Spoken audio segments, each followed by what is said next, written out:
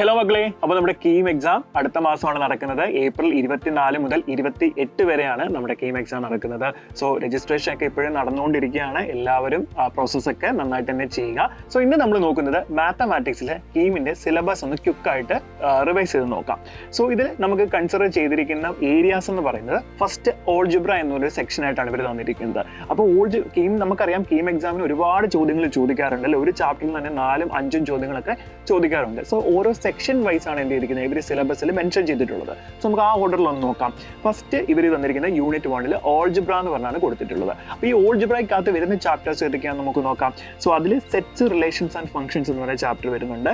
അതേപോലെ complex number, പിന്നീട് വന്നിട്ട് sequence and series, permutation, combination, binomial theorem, then matrices and determinants, linear inequalities. അപ്പോൾ ഇത്രയും ചാപ്റ്റേഴ്സ് ആണ് എന്ത് വരുന്നത് ഓൾജിബ്ര എന്ന് പറഞ്ഞ സെക്ഷനിൽ വന്നിരിക്കുന്നത്.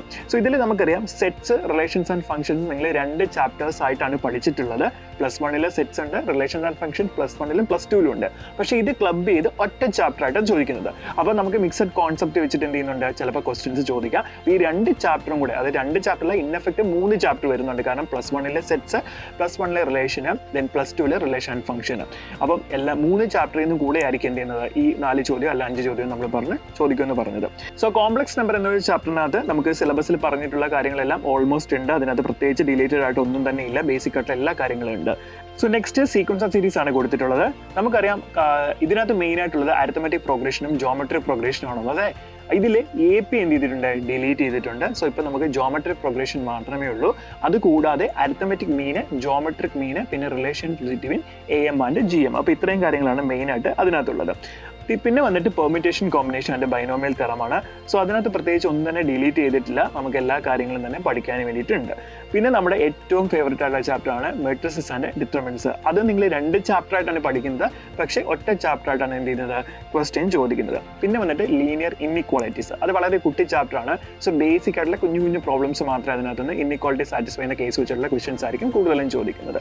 ദെൻ അടുത്തത് നമുക്ക് വരുന്നത് ട്രിഗ്നോമെട്രി എന്ന് പറഞ്ഞാൽ യൂണിറ്റ് 2 നമുക്ക് കൊടുത്തിട്ടുള്ളൂ. അപ്പോൾ ട്രിഗ്നോമെട്രി മെയിൻ ആയിട്ട് വരുന്ന എന്താണ്, നമ്മുടെ ട്രിഗ്നോമെട്രിയും അതുപോലെ പ്ലസ് 2 ഇൻവേഴ്സ് ട്രിഗ്നോമെട്രിയുമാണ്.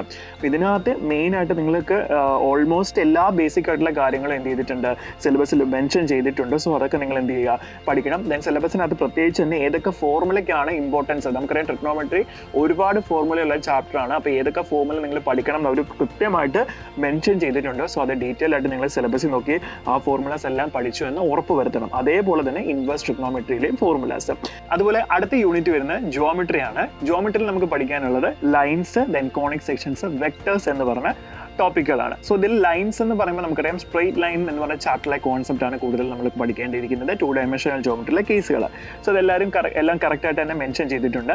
പിന്നെ കോണിക് സെക്ഷൻസ് നമുക്കറിയാം ഒരുപാട് കാര്യങ്ങളുണ്ട് ആ ചാപ്റ്ററിൽ.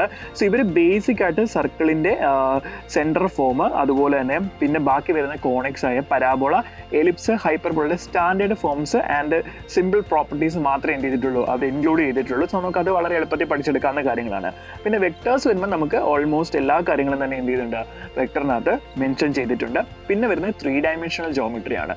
സോ 3 ഡയമെൻഷണൽ ജോമെട്രി നമുക്കറിയാം 2Dയുടെ ഒരു ഹയർ വേർഷനാണ് അല്ലേ. 3D സ്പേസിലുള്ള ഒരു കാര്യമാണ് നമുക്ക് പഠിക്കാൻ. സോ അതിനകത്ത് മെയിനായിട്ട് നമുക്ക് എല്ലാ കാര്യങ്ങളും തന്നെ ഇൻക്ലൂഡ് ചെയ്തിട്ടുണ്ട്. ഇനി അടുത്ത യൂണിറ്റ് ആയിട്ട് അവർ കൊടുത്തിട്ടുള്ളത് സ്റ്റാറ്റിസ്റ്റിക്സ് ആണ്. സോ അതിനകത്ത് സ്റ്റാറ്റിസ്റ്റിക്സും അതുപോലെ തന്നെ പ്രോബബിലിറ്റിയും കൂടെ കമ്പൈൻ ചെയ്തിട്ടാണ് എന്ത് ചെയ്യുന്നത് ഒരു ചാപ്റ്റർ ആയിട്ട് ചോദിച്ചിട്ടുള്ളത്. അപ്പം ഈ ഒരു ചാപ്റ്റർ, അപ്പോൾ 2 ചാപ്റ്ററും കൂടെ ചേർത്ത് ഒറ്റ ചാപ്റ്റർ ആകുമ്പോൾ നമുക്ക് മനസ്സിലാക്കണം 5 ചോദ്യം ചോദിച്ചാൽ ഈ 2 ചാപ്റ്ററിൽ നിന്നും കൂടെ ചേർത്തിട്ടായിരിക്കും എന്ത് ചെയ്യുന്നത് ചോദ്യങ്ങൾ ചോദിക്കുന്നത്.